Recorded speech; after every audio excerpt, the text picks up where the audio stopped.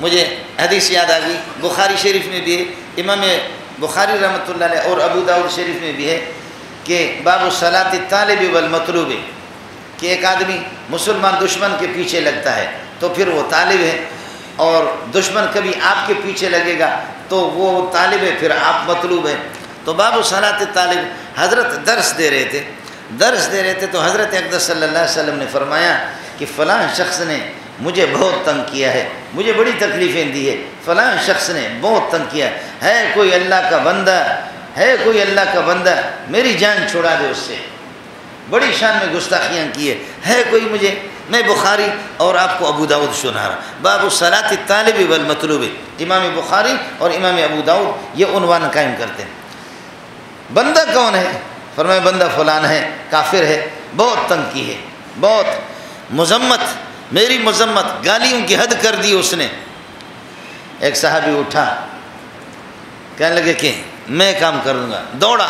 صحابی یہاں سے، اب تو آپ جائیں گے، اللہ تعالیٰ آپ کو حج نصیب فرمائے، آپ جائیں گے حرم شریف، وہاں پر مسجد حرام سے آگے جائیں گے، پہاڑ کو نیچے سے سرنگ لگایا تو آدمی فوراً مینا میں پہنچ جاتا ہے، لیکن اس زمانے میں پھر پہاڑ سے چڑھنا اور پھر یہ کہ جا کر کے مینا پہنچنا، یہ یہاں سے دوڑا، پہاڑ کو پار کر کے پھر مینا سے آگے مزدلفہ سے آگے گیا، عرفات میں 10-12 کلومیٹر کے فاصلے پر، بلکہ اس سے بھی زیادہ دور عرفات میں جا کر کے دیکھا کہ اس کو وہ دشمن رسول جا رہا ہے، جاتے ہوئے جب وہ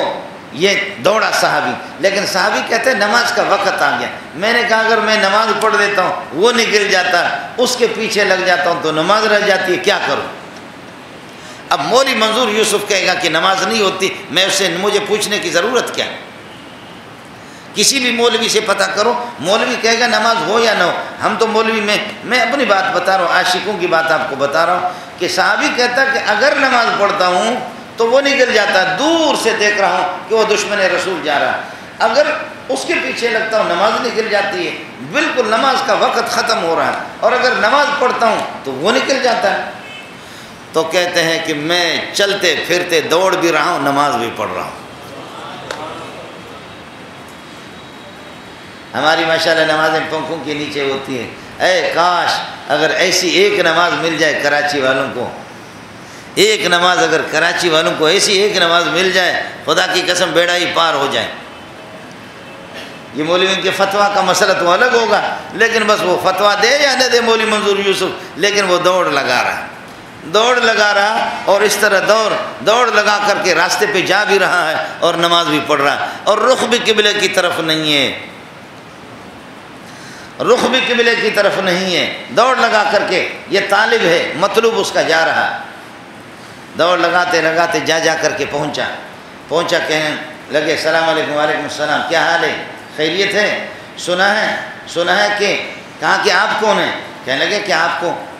کون ہیں، آپ اپنا تعارف، کہا آپ کون ہیں؟ کہا کہ میں ایک اللہ کا بندہ ہے، اللہ کا بندہ کہ محمد، آپ نے سنا؟ کہا ہاں سنا۔ اس نے سب کے ناک میں دم کر کے رکھا ہے، اس لیے کہ لا الہ الا محمد رسول اللہ لوگوں کو پڑھاتا ہے، نماز روزے زکوٰۃ حیا شرم دینداری تقویٰ طہارت بتاتا ہے، اس نے ہمارے ناک میں دم کر کے رکھا ہے، ہم بہت تنگ آ چکے۔ اس نے کہا میں بھی تو تنگ آ چکا ہوں، تو دونوں نہ ملے آپس میں؟ اسے پوچھا کہ تو کون ہے؟ تو اس نے کہا کہ بس میں ایک زمانہ کا ستایا ہوا اور ایک بندہ محمد بن عبداللہ، اس نے سخت تنگ کر کے ہمیں رکھا ہے۔ صحابی نے کہا کہ ہمیں بھی تو تنگ کر کے رکھا ہے، تو کیا ہماری پارٹی نہ بنائے، ایک الگ پارٹی بنائے، میں بھی آپ کے ساتھ ملتا ہوں، کچھ افراد اور بھی جمع کریں، کوئی انتظام کرے، ان سے جان چھوڑانے کی کوئی ترتیب بنے۔ انہوں نے کہا کہ ہاں بڑی خوشی ہے۔ کہا پھر چلو چلتے ہیں۔ چلتے صحابی کہتے ہیں کہ وہ بے خیال تھا، میں نے تلوار سے اس کی گردن اڑا دی۔ یہ بخاری ترمذی آپ کو بتا رہا، ابو داؤد، حدیث کے مستند کتاب، اس میں کسی کا کوئی جھگڑا نہیں، بریلوی ہو، جماعت اسلامی ہو، دیوبندی ہو، کوئی بھی بلا ہو، شافعی ہو، مالکی ہو، حنبلی ہو، حنفی، سب اس کو مانتے ہیں، اس میں کوئی مسئلہ نہیں، کسی کا کوئی مسئلہ نہیں۔ کہتا کہ چلتے میں نے دیکھا کہ ادھر ادھر دیکھ رہا، خوشیاں کر رہا ہے کہ میری پارٹی میں اضافہ ہو گیا، میں نے تلوار نیام سے نکال کر کے گردن اڑا دی، گردن اس کی اڑا دی، اور گردن اڑانے کے بعد پھر اس کا سر میں نے اٹھایا، اس طرح آپ دیکھ رہے ہیں، تلوار میں لٹکا کر کے اس کے سر کو دوڑتے دوڑتے دوڑتے کہ جی کیا ہو گیا، پہنچا حضرت اقدس صلی اللہ علیہ وسلم صحابہ کے درمیان میں تشریف فرمائے۔ میں نے کہا پیارے اللہ آپ کو کامیاب کرے، دل تیرا ٹھنڈا ہو جائے، کر لیا میں نے اس کا کام، دغا دے کنا، یہ ہے سر اٹھا کر کے لایا ہوں۔ تو میرے نبی نے فرمایا صلی اللہ علیہ وسلم، فرمایا آپ کو انعام کیا چاہیے؟ کیا انعام چاہیے؟ آپ کے لیے دعا کروں گا۔ فرمایا کہ انعام یہ جو آپ کے دستے مبارک میں جو عصا ہے، جو عصا آپ استعمال کرتے ہیں ڈنڈا، یہ عصا مجھے دے دو، جس پہ تیرا مبارک ہاتھ لگا ہے، جس کو آپ استعمال فرما رہے یہ مجھے دے دو۔ تو حضرت اقدس صلی اللہ علیہ وسلم نے فرمایا اس کو لے کر کے کیا کرو گے؟ کہنے لگے جہاں اربوں خربوں کا مجمع ہوگا، خدا کے سامنے جنتیوں کی تشکیل جنت ہوگی، جہنمیوں کی تشکیل جہنم میں ہوگی۔ پھر یہ کہ سابقہ امتوں میں بھی ان میں بھی بہت سے جنتی ہوں گے، آپ کی امت میں ہم غریبوں کو آپ پہچانیں گے یا نہیں پہچانیں گے؟ یہ عصا مجھے دے دو، اس کو لے کر کے آپ کے سامنے آ جاؤں گا محمد صلی اللہ علیہ وسلم، یہ وہ عصا ہے یادگار جو آپ نے مجھے دیا تھا، میں وہی بندہ ہوں، میرے لیے سفارش کر لیں صلی اللہ علیہ وسلم صلی اللہ علیہ وسلم۔ یہ میں کچی باتیں آپ کو نہیں سنا رہا، بالکل مستند حدیث کی باتیں آپ کو بتا رہا ہوں۔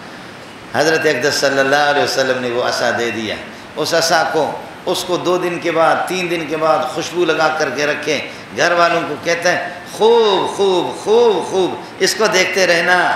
کہیں اس کی بے احترامی نہ ہو جائے، اس کو دیکھتے رہنا، اس کی بے احترامی نہ ہو۔ اور جب آخر میں وصال کا وقت تھا، سکرات کا وقت تھا، اس سکرات کے موقع پر کہنے لگے کہ اگر اس دنیا سے چلا جاؤں، اور جانا ہے ضرور آج یا کل، جیسے میری آنکھیں بند ہو جائیں، میرے کفن میں اور میرے لحد میں اس عصا کو رکھ لینا، یہ میں نے محمد سے وعدہ کیا اس کو لے کر اس کی بارگاہ میں جاؤں۔